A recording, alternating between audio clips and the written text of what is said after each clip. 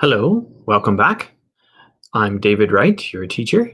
We'll be starting a new series, a section of notes on the setting of a short story. All right, short story notes.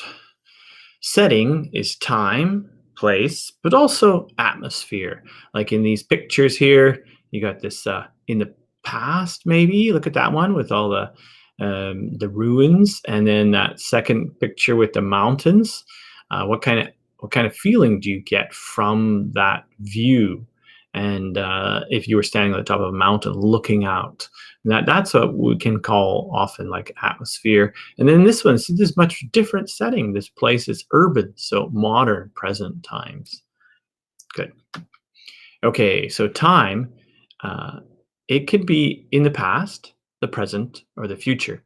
That's a very simple way of doing it. Like here's Jericho, which recently they claim to be the oldest city on earth. Or the big question is it? Remember Jericho in the Battle of Jericho in the Bible?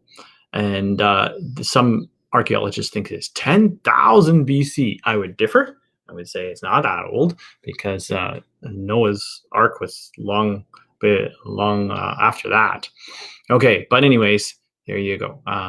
But we can be more specific. We can be talking about the season of the year, winter, fall, summer, spring. We could also be talking about the time of the day. Now, in that picture of the oldest city, we don't really get all of that. It's not that, it doesn't seem that important. We're really just talking about the past. But some stories, it would be very, very specific. Maybe, yeah, even to the time of the day. Place, place could be the city or the country, or it could be very specific. It could be a room in the building, like maybe this right there. That the room inside that, if you've ever been to that building, is on top of Vancouver, I think. Anyways, and so it could be very, very specific.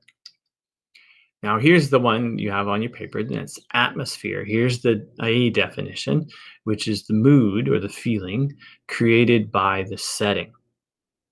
Now, if you want an example of that, you see this picture here. I mean, that setting there, it's a dark and stormy night. That's one thing. It gives you the time.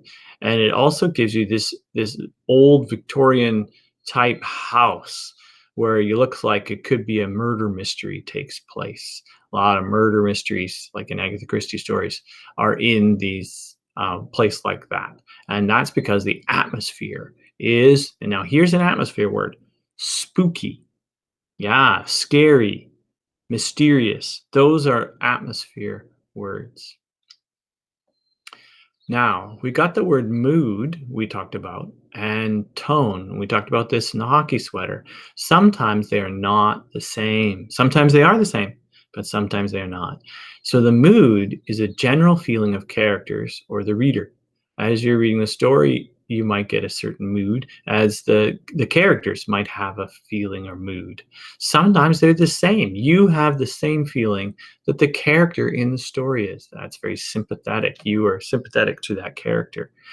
All right. Now, tone, though, is the attitude of the author or narrator, whether it's sympathetic or critical. And in this case, possibly the reader as well. And then mode of fiction. Whoa, where is this on Earth? Well, to give you a hint, this is not on Earth anywhere. All right, so this is something to do with the mode. Can you tell a story that there's actually no place like that on Earth at all? Yes, you can. And that's because we have a thing called mode of fiction. Okay, so here's mode of fiction. Romantic. Romantic is one mode of fiction. Now, you are probably thinking this has to do with love. Not always. Romantic is really kind of a worldview, and that is that good is always rewarded and evil is always punished, at least by the end of the story. So bad stuff can happen in the story, but you don't have to be too worried because you know everything will end up right at the end of the story. The majority of stories that we read or watch on TV or see in the movies are just like this. Everything ends up fine at the end. All right. Okay, now that's a romantic view. Is that the real world? Is that the world we live in? No, not really. So the second one is realistic. A realistic worldview is that good and evil are sometimes rewarded or punished. But here's the kicker, not always. Not always. Yes. All right. So that may think about it yourself. Have you ever cheated on a test but didn't get caught? Have you ever told a lie but nobody called you on it? Nobody knew that you were telling a lie.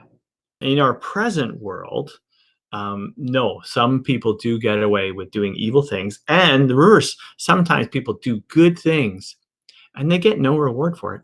Nothing.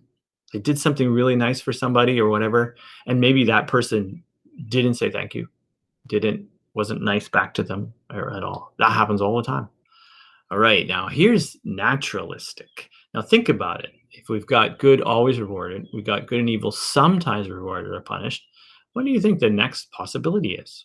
Now you might think it's then now evil always rewarded and good always punished, but no, not necessarily. It's just an emphasis on the evil world.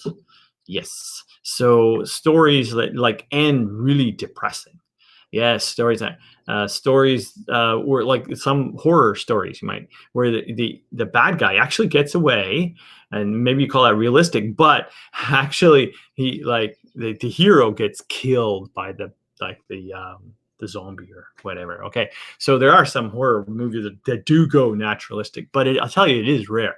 We don't really like them because they make us feel all icky. So this is called a naturalistic worldview, sort of. It's a mode of fiction. Okay, here's one other, fantasy. Now, fantasy can be romantic, and usually it is. Think of Lord of the Rings. Lots of bad stuff happens, but ultimately the ring is destroyed and good is restored in the world, right? So that fantasy is still romantic, and you could have a realistic fantasy. That sounds weird, doesn't it? Realistic fantasy, but as long as you got characters not being rewarded or sometimes being rewarded and sometimes being punished, then you can still consider it realistic. Or naturalistic could be really just a dark sword and sorcery type fantasy. And so what makes fantasy then? This is an unreal world in which magic or supernatural is real. Okay, so those are called the modes of fiction. Now, I don't necessarily say whether they're actually setting. You don't have to say they're part of setting. This is just where I put them in the section of the notes. It's very important to know where your story is coming from. What's the background to it?